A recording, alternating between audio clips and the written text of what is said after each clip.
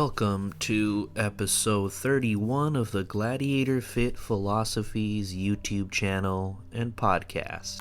I hope you all had a fantastic start to your year, and I'm hoping that this year brings you a lot of the things that you were hoping to achieve, whether that be physically, mentally, financially, psychologically. It's been a little while since I've done a recorded podcast, and I'm excited to digress today. So we're going to discuss several different ways you can improve your health, and these are things you could literally do today that really don't require any type of equipment or some kind of special membership or some kind of expensive purchase. The very first thing that you can do right now is get sunlight. So when you first wake up, go outside and get that sunlight in your eyes and get it on your body, and you want to spend at least 10 minutes outside. Preferably 30 minutes or an hour, but if you can go outside, get some sunlight, it'll improve your skin, it'll improve your mood, it will also improve your sleep at night, and it activates different energy centers, lowers your cortisol levels, and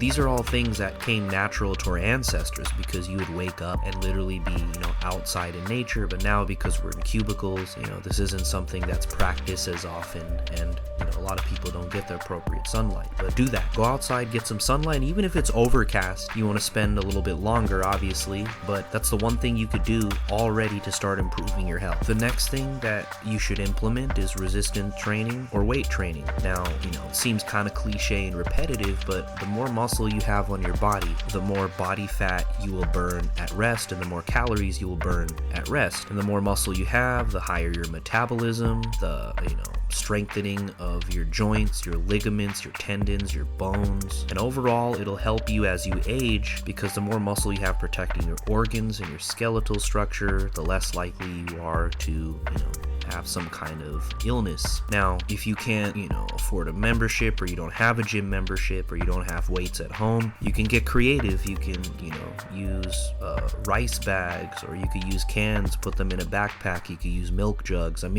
There are ways you can create resistance, and the important thing is doing weight bearing exercises, because this is one thing that will truly help you improve your weight loss. And I want to leave you with this about weightlifting. For every pound of muscle that you have, your body will burn 50 calories at rest. So in other words, if you just sat down all day, your body will burn 50 calories for every pound of muscle. So keep that in mind as you go through your journey of working out and losing weight or improving your health. Another technique to add to your arsenal is to drink ice water. Now, you obviously know the benefits of drinking water and staying hydrated and what it does for your system as far as fluid balance, metabolism, weight loss, but drinking ice water will actually help your body burn more calories, because your body has to heat the water when you ingest it. So it's not like you could drink ice water and give up exercising. It's more so that you're going to burn more calories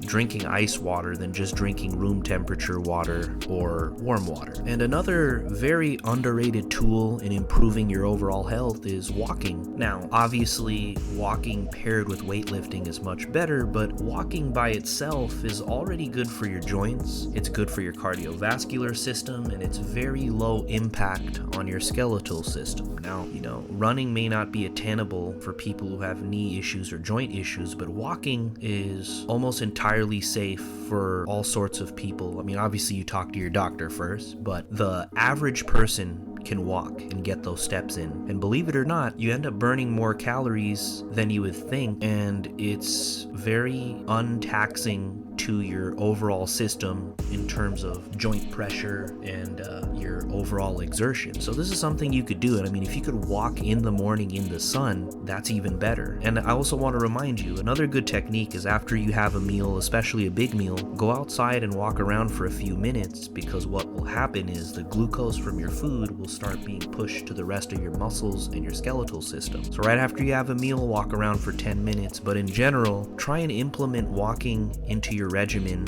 every day if you can, because it's not gonna result in you overtraining. And spare points too if you could walk in the sunlight, or by some kind of ocean or body of water. Also, another good technique to help you in your process of becoming healthier is to hydrate with electrolytes, and that can mean adding a little bit of salt to your water when you work out, or just your water container that you drink throughout the day. I'm gonna provide details in the description of this video how much salt you should put in proportion, but just understand that hydrating with water itself is not gonna adequately replenish you. You're gonna have to add some sodium. If you add a little bit of lemon as well, you need those electrolytes, because as you sweat, as your body goes through the day, you lose these minerals, and you even lose some magnesium as you sweat as well. So just always remember that hydrating with water itself is not going to be adequate to give your body the hydration that it needs. Another thing you could implement as you improve your health is gradual cold exposure. Now, you may not be able to take an ice bath or do a cold plunge, but you can take cold showers. And I know it's not easy, but taking a cold shower can reduce inflammation. It could help relieve pain. It improves your circulation and your circulatory cardiovascular system. It also lowers your stress levels and